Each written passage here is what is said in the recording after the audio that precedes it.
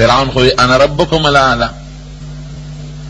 وی راوی غواړی چې حاضر کړه وی ته زمان علاوه بل خدای بل رب مانی وی دا دې سو وی بالکل مانم زه ستا رب یم ډوډۍ خو در کوم جامه خو در کوم وی تاله څوک ډوډۍ درکړي ستا پلار چا پیدا کړی دی دا کائنات چا پیدا کړی دی الوی رب دی او د موسی جادو زمون جنکو کې مسر وی سرمن دی وباسم پریدم دی نه وجنم دی هغه جنې سملوله غریبه ایمان دیتا و ایمان به مضبوط ساته سمیلوله وی پریدم دی نه یا توبه وباسم ما ته رب ووایه تا ته رب نه ویم وی سرمن دی وباسم چې څه دی خوښی انما تقضي فقض ما انت قاد څه فیصله چې کې کوه انما تقضي هذه الحیاة الدنیا دا خو دنیا د ژوند فیصلې دي او تاریخ ژوند ګوټ ته تیر بشي تکلیف دې تیر بشي الله خو به خفه نشي رونو سمیلوله هغه جینۍ فرعون او په لاسونو خپو یې له بیخونه ټکوال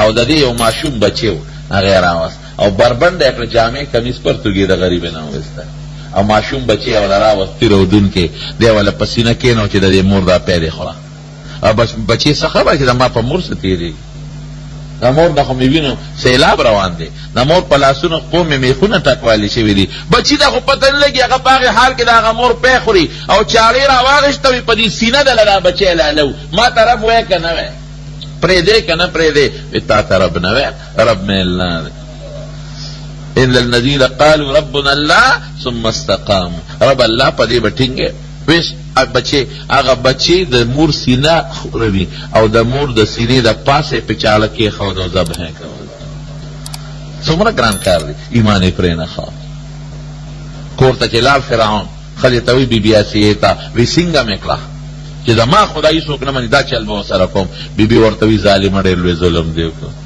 دوه نفسه دې بې ځایه دوه مظلومان دې مړه کړه دې بچي څه ګناه کړې وه چې ور دې په سینه د پاسه اعلان کړ الله به د سره ګوري ظالمه وی تم بل خدای منې وی یو اوهو د موسی علیه السلام جادو خو زما په ښځه چلېدلی سمه شه ګنې تا نه هم سرمن وباسم وی چې څه دې خوښۍ کوه بل خدای شته زما نه خلکو سره وزیرانو سره یې مشوره وکړه زما کور ته دا مسله پېښه شوې ده وی صاحب له دې صبر که دا بیبي خشتم و د ده ورسره مینه وه له دې صبر که او دا مړه که ګنې بلوره ته جوړېږي بغاوت نور زیاتېږي هغه د آسیه بیبي د فرعون ښځه چې یې ویښته نه ولیدلې د فرعون ښځه چې یې جامه نه ولیدې پولیس به ترې مخکې وروسته منډې والې غلامان به ترې په سوونو ضربونو مخکې ځغلېدل او محل کې باغونه دي ونې دي او بوټي دي او خدمتګاران دي چا په سترګو د هغې ویښته نه ولیدې خلکو به سرونه ښکته کړي او چې کله فرعون ورته په غوسه شو وی د کمسو نه ونیسې نو د کمسو ویښتو نه امقې نوکرانو راښکه او د بادشاه دربار ته راوسته وی سرمن دی وباسم توبه وباسم ما ته رب ووایه تا ته رب نه ویم رب زما الله دی ربي الله چې زه یم پیدا کړی موت یم پیدا کړی او کائنات یې پیدا کړي دي وی ښه داسې وکړې دا به وجنو خو دې محل ته وله مخکې چې دې محل ته ګوري چې دا رانه پاتې کېږي چې ښار مانو کې وی دا محل د نه پاتې دا غلامان وینځې دا باغونه دا چمنونه او دا د دنیا معاش ارڅه د نه پاتې دي محل ته وله مخکې او په لاسونو خپو وله میخونه ټک وهې هغه څه وایي رب ابني لي عندک بیتا فی الجنه الله دا کور رانه پاتې دی ما له په جنت کې کور راکړه ونجني من فرعون وعمله الله د فرعون او د هغه د عمل نه مې وساتې دا نه وایي چې د مرګ نه مې وساتې حفاظت مې وکړه جون را نه د ده د عمل نه مړه خیم خو چې دا عملونه کوم ونجني من القوم الظالمین دې ظالمانو نه خدایه ما خلاصه کړه مرګ خلې خو دې نه مې خلاصه کړه نو په ژوند دې ته سرمن وویسته لکه د څاروي چې بنده سرمن وباسي او په غوښه باندې ورته مرچکي واچول هغه لکه د کپ لقیده و ساتي وتله د دواړو جهانو مبارک سردار فرمایي وایي چې کله معراج ته تلم د شام علاقې سره تېرېدم نو ډېره خشته خوشبویي را باندې ولګېده لکه د مشکو او د عنبرو د جبریل علیه السلام نه مې تپوس وکړه دا خشته خوشبویي په ما لګېده دا ده څه ده ډېره اعلی ده وایي دا د فرعون د هغه ګومنځ والاوین دي د قبر خوشبویي ده چې پته ولګېده او هغه بیبي آسیه په ټولو ښځو کې حضور پاک کې یو څو ښځې غوره کړي دي دا غوره دي یو پکې بیبي آسیه ده او د قیامت کې به په جنت کې د رسول الله مبارک په نکاح کې به دا څومره لویه خبره ده د پیغمبر علیه السلام ګوته به په جنت کې نیولې نو د ایمان باندې استقامت رونو ګورئ دا عقیده مونږ ته قرآن د قرآن برکت دی، دا ښکلې عقیده چې د چا ایمان نی که د دنیا نیک اعمال یې وي دوزخ همیشه دپاره ځای دی، همیشه جهنم. او چې ایمان پکې وي نو که ګناهګاري خو دوزخ ته به ځي، خو آخر کې به د دوزخ نه وځي، او که ګناهګار نی نیک به جنت ته ځي. دا خشته ښکلې عقیده دا د چا برکت دی؟ جواب راکړئ. د الله د قرآن، الله په دې قرآن کې د حضور پاک په ژبه دا قرآن مونږ ته الله را رسول دی، په دې به ځان کلک او ټینګ به ساتو. دا د قرآن شریف برکات. او زمونږ د ښکلی عمل چې مونځ کوو دا د قرآن شریف برکت. دا مونږ چې د خور او د لور په منځ کې فرق کوو، د ښځې منځ کې خور سره نکاح منه، لور سره نکاح منه، او مور سره نکاح منه، او ښځې سره نکاح پردی جنۍ سره جایز. دا د چا برکت دی؟ د قرآن شریف. دا د قرآن برکت دی. دا حلال او حرام دا پردی مال دی، دا در باندې حرام، او دا ستا خپل مال دی، دا د حلال. دا د قرآن شریف برکت دی. دا مونږ چې د الله نوم په جبالو، دا د قرآن شریف برکت دی. دا مونږ چې جنت والا جوړ یو، جنت ته به ځو انشاءالله، دا د قرآن شریف برکت دی. د دوزخ نه خدای ساتلی یو، دا د قرآن شریف برکت دی. نو قرآن شریف دا د برکت کتاب دی. که دا تلاوت کې په دې دله خدای ثواب درکړي. تلاوت کوئ، په دې خپلو ماشومانو قرآن زده کړئ ښه، او دا حافظان کې دا بچي حفظ پې وکړئ. قسم په خدای دقه بچي چې د قرآن شریف تلاوت کې ستا دپاره د پیدې خبره. د جلال الدین سیوطي رحمت الله علیه یو کتاب لیکلی شرح الصدور د دې مړو په حالاتو کې. هغه وایي یو بزرګ واقع لیکي چې یو بزرګ په لاره په مقبره روانو، چې بزرګانو ته کله کشف کړي، د دې مړو کشف پته وشو. نو دا مړي لګیا دي نینې راغونډې د جوارو، او یو کس بره په کرسۍ اوچت ناست دی. نو دا بزرګ ته تپوس کړي کرسۍ والا نه، وی ملګري دا مړي څه راغونډوي؟ دا ملګري دي. وی دا د دوی رشته داران پسماندګان چې کوم ثوابونه دوی پسې رابخي، تلاوت کوي یا لکه مثلا صدقه کوي، نو وی دا هغه دوی ثواب راغونډوي، خو تا ته د نینو په شکل کې ښکاري. وی ستا څوک نشته چې ثواب در پسې وبخي، ته خو بره په کرسۍ ناست دی. وی زما دې ته ساجت دی. وی ما پسې خو د ثوابونو دریاب او سیلاب را روان. وی هغه څنګه؟ وی په زوی مې قرآن شریف یاد کړی دی، حافظ دی، هغه تلاوت کوي. د زوی دې څه نوم دی؟ دا ستاسو نوم فلان کې، د کوم کلي کې دې زوی اوسېږي؟ فلان کې کې. دې لاړ هغه کلي ته معلومات یې کړو، هلته یې ولکې وموندته، هماغه نوم چې ده ورته یاد کړو، هغه حافظ و د قرآن شریف. دوکاندار و قرآن به لسته. وی ستا تلاوت قبول دی ښه؟ وی څنګه؟ وی ستا پلار مې په کشف ولیدي چې ما پسې دریاب را روان دی، په زوی مې حفظ کړی دی. وی زه د قرآن شریف تلاوت کوم، پلار را باندې قرآن یاد کړی. څه موده پس بیا په هغه علاقه ته بیا هغه مړي ولیدل، نینې راغونډوي، په کشف یې ولیدل، او دې هم لګیا دي نینې راغونډوي.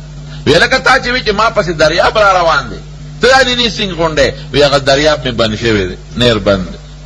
دې لاړ بیا معلومات وکړل، هغه بچی وفات شوی. نو چې دا کم بچی د قرآن شریف تلاوت کوي، ته به قبر کې پروت او دریاب سیلاب د ثوابونو به در پسې در روان، او دا بچی به دې دا دې په خرابې په کار نه وي. نو دا خپل بچی د دې مازیګري د کرکټونو نه وساتئ. قرآن شریف الله پاک زمونږ او ستاسو د هدایت دپاره لویه ذریعه را نازله کړې ده. الله قرآن شریف کې یو ځای فرمایي چې دا قرآن هدى للناس دی، د انسانانو دپاره، او بیا پیریان هم د انسانانو تابع دي په احکامو کې. نو د انسان او د پیری د دواړو دپاره قرآن شریف د هدایت ذریعه ده. الله دې دپاره قرآن را لېږلی دی چې د انسانان او پیریان په عمل وکړي، او د دې قرآن په ذریعه باندې دوی د الله نزدېکت ته او د الله رضا ته ورسي. بیا کم خلک چې په دې قرآن حکیم باندې منګولې ولګوي او عمل پې وکړي، نو الله فرمایي هدى للمتقین. د دغه انسان د قرآن د هدایت د وجې نه د هغه نه یو ډله جوړېږي چې هغې ته د متقینو ډله ویلې کېږي. متقین په مسلمانانو کې د ډېرې لوی درجې او د ډېرې لوی پیمانې خلک دي. د دې نه لوی او بهتره درجه او مرتبه د بل چا نشته د متقیانو. د قرآن شریف شروع الله د متقیانو نه کړې ده، او د متقیانو صفت الله تعالی په قرآن شریف کې اول نمبر کې کړی دی. ذالک الکتاب لا ریب فیه هدى للمتقین الذین یؤمنون بالغیب ویقیمون الصلاة ومما رزقناهم ينفقون. الله تعالی د قرآن شروع دوی نه کړی ده، نو چې قرآن سره څوک نسبت قائم کی او عمل پیو کی دغه انسان نه الله متقی جوړي. ورونو دا د الله فضل دی. خو چې کله سوچو کما او دې آیاتونو ته او دې احادیثو ته نظر وکما دا الله ډېر لوی شکریا ادا کوم. شکر دی الحمدلله چې مونږ پروردگار هغه قوم پیدا کړیو چې زمونږ تعلق د حضور پاک مبارک غوندې عظیم پیغمبر سره او د الله په کتابونو کې عظیم کتاب سره دی چې هغې ته قرآن حکیم وایي. قرآن شریف له الله ډېر خاصیتونه ورکړي دي. د قرآن شریف د ژبې ته چې مونږ وګورو که نه چې په کومه ژبه کې الله قرآن شریف نازل کړی دی چې هغې ته عربي وایي نو سړی حیران شي. د انجیل ژبه او دغه رنګې د تورات ژبه نن په مخ د ځمکه نشته. تورات چې دی نو هغه جناب په سوریانۍ ژبه کې و، انجیل په عبرانۍ ژبه کې و. نن په مخ د ځمکه نه عبراني ژبه شته او نه سوریاني ژبه شته، حالانکه هم د الله کتابونه او قرآن شریف هم د الله کتاب دی، لیکن قرآن حکیم چې په کومه ژبه کې نازل دی چې هغې ته عربي ژبه وایي، هغې ژبې له الله دونه عزت او دونه احترام ورکړی دی چې سړی حیران شي. زمونږ په دې دیني مدرسو کې د اول نه شروع شي 4 کاله 15 کاله 6 کاله عربي ژبه طالبان زده کوي. صرف ورته وایي دا هم د عربۍ ژبې د زده کړې دپاره یو ځان له مضمون دی، ډېر کتابونه دي پکې. نحوه ورته وایي په دې هم عربي ژبه زده کېږي. ادب عربي ورته وایي په هغې هم عربي زده کېږي. بلاغت او فصاحت، بیان او بدیع او معانی او دارنګې بیا نظم، د دې ټولو تعلق څه سره دی؟ دې سره دی چې عربي پې زده شي.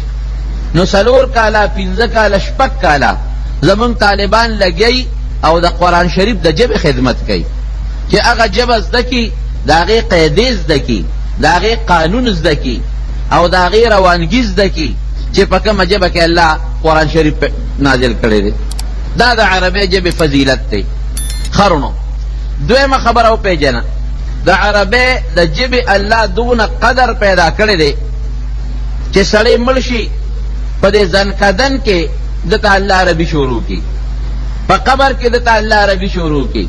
قبر کې چې نکیر منکر درنه سوال کوي نو تا ته په پښتو کې نه وایي چې رب دې څوک دی، ابه درته عربۍ کې وي من ربک رب دې څوک دی. تا ته پښتو کې نه وایي چې پیغمبر دې څوک دی، تا ته عربۍ کې وایي من نبیوکا، تا ته عربۍ کې وایي ما دینوکا، دین دې څه دی. نو یو بوډا بابا ما نه تپوس کو وی دا خو ستاسو نه زده کړي دي، من ربک باندې خو پوهېږو چې رب دې څوک دی، او ما دینوکا باندې پوهېږو چې دین دې څه دی. خو دا جواب به په عربۍ کې څنګه کوو؟ مونږ خو پکې غرق واله، ځکه مونږ له خو عربي نه راځي، نو په دې ټکو خو پوهېږو، خو جواب به څنګه کوو؟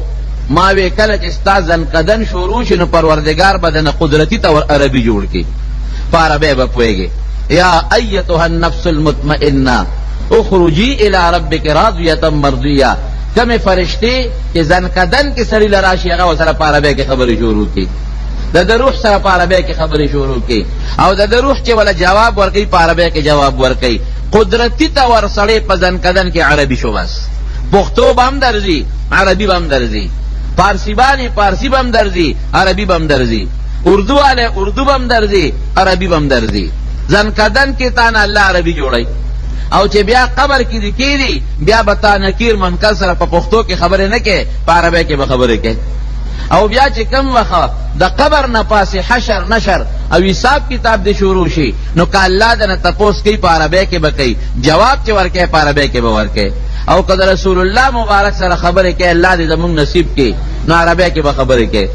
او که هغه نه د حوض کوثر اوبه غواړئ یا هغه درته وایي چې ما راځه د حوض کوثر اوبه در کوم، نو ستا ژبه هم عربي ده، د الله ژبه هم عربي ده، الله به هم عربي وایي، او فرشتې به هم عربي وایي، او حضور پاک مبارک به هم عربي وایي. او کمې فرشتې چې ستا عمل نامه لیکي په عربۍ کې لیکي، او تاله چې کم صحیفه د عمل در کوي په ښي لاس کې نیک انسان لا، او بد عمله له په ګس لاس کې، دا به هم ګورې په عربۍ کې. ته به دا نه وایې چې زه په دې پوهېږم او که ده نه پوهېږم. هر چا له عربي، که د آدم علیه السلام امتیان دي، که د نوح علیه السلام امتیان دي، که د موسی علیه السلام امتیان دي، که د عیسی علیه السلام امتیان دي، که د داود علیه السلام امتیان دي، او زمونږ خو خپله ژبه د قرآن شریف ده. نو دا نه چې عبرانۍ کې به خبرې وي، دا نه چې سوریانه کې به خبرې وي، د قرآن په ژبه او د رسول الله مبارک په ژبه په قبر کې او په حشر کې او د حساب کتاب په میدان کې او په جنت او په دوزخ کې دا ټولې خبرې به پسې کې وي، دا په عربي کې. جهنم کې به عربي چلېږي. نبی کریم صلی الله علیه وسلم فرمایو قرآن حکیم کې الله وی چې جهنميان براغون شي د جهنم داروغه او چغې به ورته شروع کی، اوازونه به ورته شروع کی، یا مالکو لیقضي علینا ربک، خدای ته سوال وکړه چې د موږ متعلق څه فیصله وکړي، موږ خو برباد شو، موږ خو تباه شو. یو روایت کې 1000 کال راځي او بلکې او یا 1000 کال راځي، دا چغې به وی اوی اوی اوی هیڅ به جوړه نشي. بیا به وی راځي صبر کو، که په صبر باندې ځکه دنیا کې به الله په صبر خوشاله ده، که په صبر مات کی نو 1000 کال یا او یا 1000 کال به صبر کی، د خولې نه کش بنو باسي چې په هغې کارونه شي نو بیا به چغې جوړې کی. نو هغه د دوزخ چې کوم مشر د جیل داروغه دی مشر، هغه ورته په پښتو کې نه وي، عربی کې به ورته وایي انکم ماکثون، تاسو به همدې کې پراته چغې مو وهئ. دی به څه وایي سواء اجزعنا ام صبرنا ما لنا من محیص. ګور عربی کې به خبرې کوي، یاره که چغې وو فریاد کو او که صبر کو په یوه نه خلاصېږو.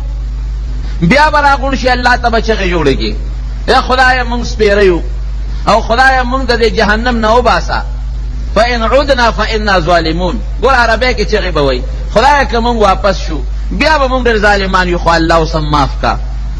چغې به وایي الله ته او یا 1000 کاله به چغې ووایي. نو پروردگار به له جواب په عربی کې ورکوي اخسئوا فیها ولا تکلمون، کورې چغې شئ چې ما سره خبرې ونه کوي. الله دې مو ساتي. نو د دوزخیانو ژبه بیا عربي ده. جنت ته چې انسان لاړ شي په جنت کې اوس عقل خدا وی چې زمونږ د نبی علیہ السلام د امت ژبه عربي وي. لکه دنیا کې دلته پښتو چلیږي، بل ځای پنجابي چلیږي، بل ځای هندي چلیږي، بل ځای فارسی بانان دي. عقل دا وی چې همدا کم خلک د کمې ژبې مړه دي چې همغه ژبه کې خبرې کوي. یا د موسی علیہ السلام د قوم ژبه چې وي هغه د سوریاني وي، او د عیسی علیہ السلام د قوم ژبه د عبرانی وي. نه نه نه، د ټولو ژبه به عربي وي. ولې نبی کریم صلی الله علیه وسلم فرمایي احب العرب لثلاث، وی عربو سره مینه وکړئ او د 3 وجو د وجې نه ورسره مینه وکړئ. 3 دلیله نبی کریم صلی الله علیه وسلم وی، 3 دلیله چې عربو سره د 3 وجو نه مینه وکړئ. یوه وجه سره لانی عربی، ځکه زه عربي یم، نو زما قوم دی، زما د ژبې خلق دی. نو خلق وی که نه وی لکه ستا قوم مې خوښ دی ستا د وجې نه، زما قوم دی او زما د ژبې خلق دی، نو ورسره مینه وکړې. دویم څه شی دی؟ کلام الله عربي، د الله کلام عربي دی، د خدای خبرې دي، د الله د قرآن ژبه ده. نو چې د الله د قرآن ژبه ده او دی هم هغې ژبې سره تعلق لري، دی دویم دلیل شو مینه ورسره وکړئ. او دریم وکلام اهل الجنة عربي، د جنتیانو ژبه عربي ده. نو زما ژبه عربي شوه، د قرآن ژبه عربي ده او د جنتیانو ژبه عربي ده. د دې وجې نه عربو سره مینه محبت وکړه. زمونږ په دې وطن کې بعضې بدقسمته خلک د عربو پسې هم خنداګانې کوي او سپکې ورپسې وایي، بد ورپسې وایي. خصوصا بعضې سپېره خلک چې حج له لاړ شي او د حج نه واپس راشي نو عربو پسې بد وایي، هلکه دا چلې کو، هلکه پلانکي دا چل کو، پلانکي دا چل کو، پلانکي دا چل کو. رونو 3 خبرې دلته واوره. یوه خبره خدا ده چې دا په عربو کې په مکه مکرمه او مدینه منوره کې مونږ کومو خلکو سره بازارونو کې مخامخ کیږو او زمونږ په ذهن کې دا راځي چې دا خو د ما سره زیاتې او کمې وکړه، دا ګورې عرب نه دي. دا څوک دي؟ دا هغه خلک دي چې زمونږ د دې وطنونو نه تللي دي او هلته تجارتونه کوي. یا پاکستانیان دي اوږدې جامې اچولې دي، یا د افغانستان نه تللي دي، یا مثلا د هندوستان نه تللي دي، یا د برما نه تللي دي، او یا د اردن او د دې نورو علاقو نه راغلي دي او هلته آباد شوي دي او ژبه م عربي وایي، تا ته م عرب ښکاري. نو یو خو دا هغه عرب نه دي کوم چې د نبی کریم صلی الله علیه وسلم د وطن د زمانې د خلقو اولاد دی. نمبر 1.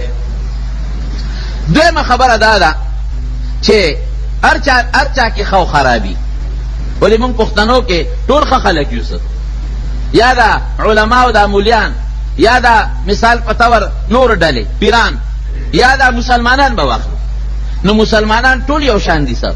نو چې مثلا بعضی مسلمانان خراب شو نو ته به مسلمانۍ ته کنځل کې، نو می مسلمان ته به کنځل کې.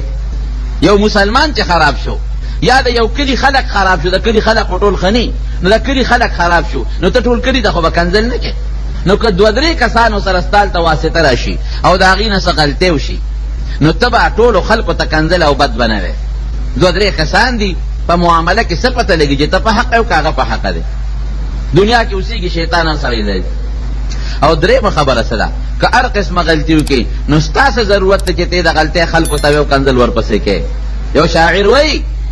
یو شاعر د نبی کریم صلی الله علیه وسلم متعلق ده، به هغې ته راجع کړم.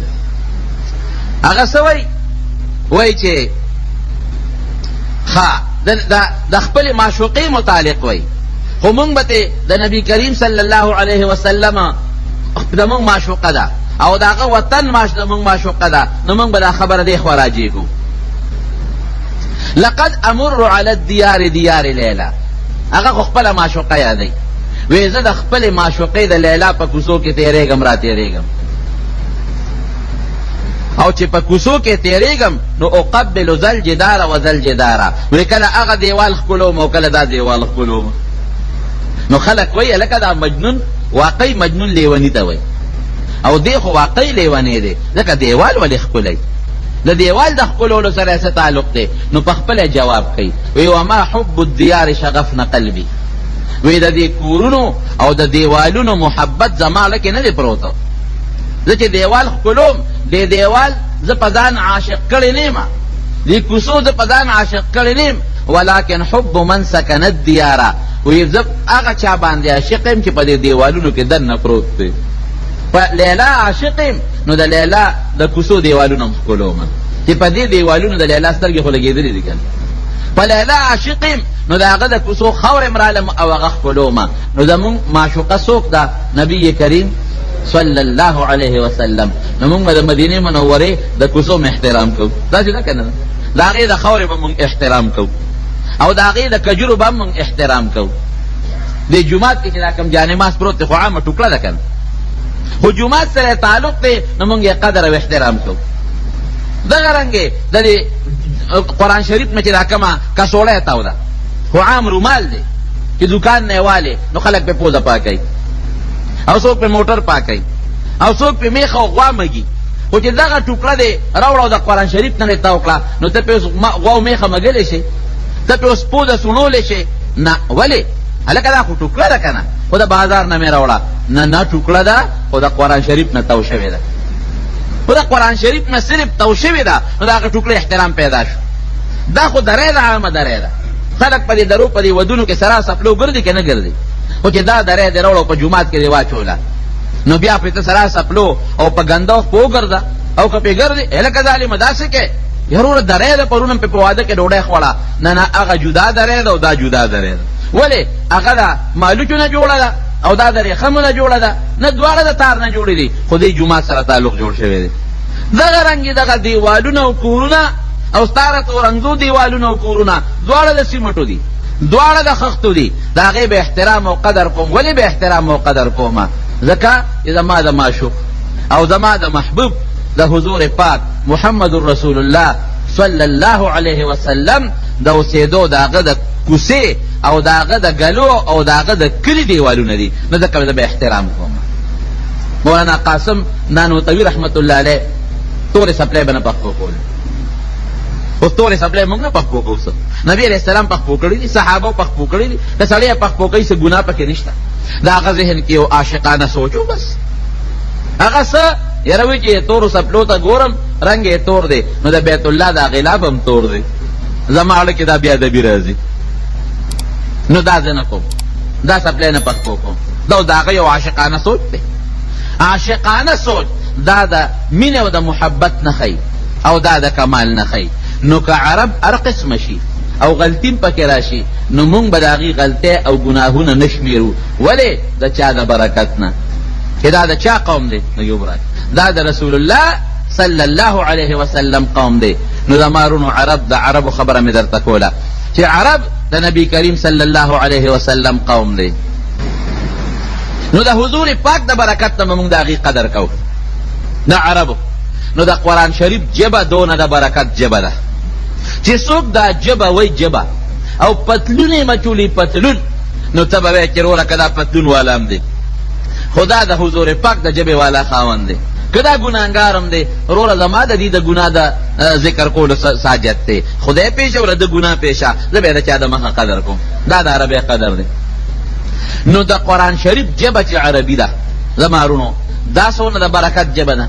د آدم علیه السلام چې کوم امتیان دي په جنت کې باغی عربي وي، د موسی علیه السلام امتیان او موسی علیه السلام هم په جنت کې عربي وي، د ابراهیم علیه السلام او د اسماعیل علیه السلام او ټول پیغمبران چې څومره دي سره د امتیانو دی به په عربی کې خبرې کوي په جنت کې. دارونه د قرآن شریف د ژبې برکت او فضیلت شو. اوس هم په دنیا کې د اقوام متحده ژبه عربي ده. ګورئ څنګه چې انګریزي ده نورې ژبې هم شته، خو یو پکې عربي ده. هلته که په عربی کې څوک تقریر کوي نو هم ورته اجازت دی د هغې په هغه جنرل اسمبلی کې. که په اردو کې کوي منع، اردو کې نشي کولی، که په پښتو کې کوي نشي کولی، که په پارسی کې کوي نشي کولی. بعضې مخصوص ژبې دي چې ته په هغې کې تقریر کولی شي، یو په هغې کې عربي ده او خوږه ژبه هم ده. ګورئ د قرآن ژبه د عربي مزېداره ژبه ده او خوږه ژبه هم ده. نو دا مې خبره رونو دې پورې کوله چې د قرآن شریف ژبه چې عربي ده هغې له الله ډېر لوی برکت او ډېر لوی فضیلت ورکړی دی. دا یو خاصیت شو. دیم خاصیت رونو د قرآن شریف سره په وینا کې او په تلفظ کې د قرآن شریف چې کم خیر او برکت دی دا په یو کلام کې نشته. نبی کریم صلی الله علیه وسلم فرمایي، حضور پاک مبارک یو صحابی ته حضرت ابی ابن کعب ته وی ما ته د قرآن شریف تلاوت وکړه، وی صاحب د قرآن شریف پتا الله نازل کړی دی نو پکار دا ده چې تاسو تلاوت وکړئ مونږ یې واورو. حضور پاک مبارک ورته وی چې نه زه دا خوښوم چې د بل نه یې واورم. دی ورته بیا کلک شو، وی صاحب پکار دا ده چې تاسو تلاوت کوئ او مونږ یې واورو. ورته غوږ کېدو. نبی علیہ السلام مبارک ورته فرمایي وی ابی وی ما ته الله ویلي دي چې ابی ته ووایه چې د قرآن شریف تلاوت وکړي. نو د خوشحالۍ نه په جړا شو. بعضې وخت سړي له د غم نه جړا ورځي او بعضې وخت د خوشحالۍ نه. وی الله سمانی، وی د الله رسوله وی خدای زما نوم اغشتی دی، وی او الله ستا نوم اغشتی دی چې ابی ته ووایه چې د قرآن شریف تلاوت وکړي. په صحابو کې د اواز ډېر مزېدار او خشته و. حضور پاک مبارک فرمائی اقرأکم ابیون، وی پتاسو کہ دا قرآن شریف ماہر او خپل لستون کے ابی رضی اللہ عنہ دی. وی جڑل دا خوشحالینا. گورا دا قرآن شریف وینا او تلفظ دا غیغ برکت او دا غیغ خوانتا و گورا. بل فضیلت رونو سر دا قرآن شریف، دا قرآن شریف نمخ کی جسمر کتابونو که آغا توراتو که زبورو که انجیلو یو خاص قوم سر بے تعلقو. پا یو وقتی با یو کتاب دا یو قوم دا پارو او بل کتاب بدا بل قوم دا پارو. او چه بل پیغمبر براغه اغا کتاب اغا دا پارا دا قوم دا پارو بل کتاب راغی او یا با غزول کتاب و تعالی دا ہدایت ذریعہ کلا. او دا قرآن شریف تعلق دا یو خاص قوم بنی اسرائیل سرا یا دا عرب سرا یا دا مکی سرا یا دا مدینه شریفه دا خلق سرا ندی. دا حضور پاک مبارک دا زمانه نواخلا تر قیامت پوری چه سمر انسانان دی، کاغا عرب دیو کاغا عجم دیو که په هر کوڅه کې اوسي الله قرآن شریف د ټولو د هدایت ذریعہ را لېږلی. ټولو وایي الحمدلله.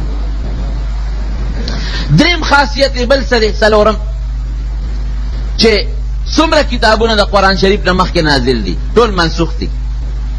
اوس نه په تورات عمل کولی شي، نه په زبور عمل کولی شي او نه په انجیل عمل کولی شي، په هغې به عمل نه کوي. او قرآن شریف هغه کتاب دی چې دا تر قیامت پورې واجب العمل دی، په دې به عمل کوي، دا منسوخ کېږي نه. او دې ته یو مثال در کوم. د شپې دا ستوري په اسمان کې ښکاري، د اسمان په خشته او ډولۍ وي مزېدار. قرآن حکیم کې الله فرمایي ولقد زینا السماء الدنیا بمصابیح وجعلناها رجوما للشیاطین. بل ځای فرمایي وبالنجم هم یهتدون. په دې ستورو کې ډېرې فایدې دي. دا ټولو نه غټه فایده داره چې دا اسمان پې څونه خشته او مزېدار ښکاري، چې شین اسمان خو جنور راوخېږي ستوري وي نه. نو زمونږ خلک وایي ستوري پرېوتل، دا پروتې نه دا وي خو د انور رڼا دومره تېز دی چې مونږ ته پکې هغه ستوري نه ښکاري. دقه رنګېرونو د قرآن شریف نه مخکې کتابونه دي. هر کتاب په خپله زمانه کې د هدایت ستوری او رڼا وه، همدا الله کتابونو. خو چې قرآن شریف غوندې انور الله را ښکاره کړ د هغې رڼا ختمه شو. بیا ووایه الحمدلله. بل خاصیت یې رونو څه دی؟ یو کتاب نن په مخ د ځمکه په اصلي شکل کې نشته سوا د قرآن شریف ده. چې قرآن شریف په اصلي شکل کې موجود دی.